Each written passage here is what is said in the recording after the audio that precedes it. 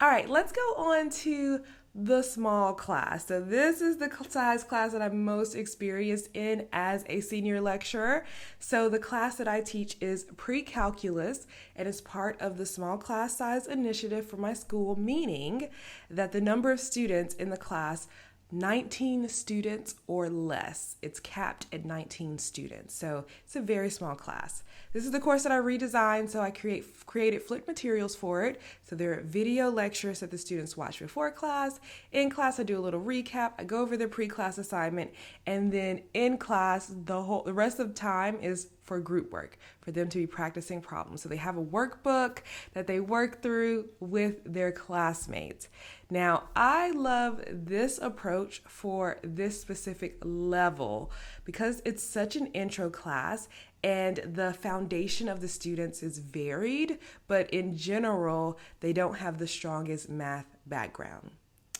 This approach allows them to attempt problems on their own, but they have the support of the students in their group to ask questions, and they have the support of me in the room because I'm going around checking over their work and getting them to ask me questions on like what to do next. How did you know how to start?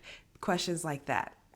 What I found with this group of students is that if I did most of the teaching in class and left them to do their work on their own for their homework by themselves, they will typically get stuck because they have a misconception that they didn't realize they had, because they're able to follow along with my work because I'm doing it right and it makes sense to them.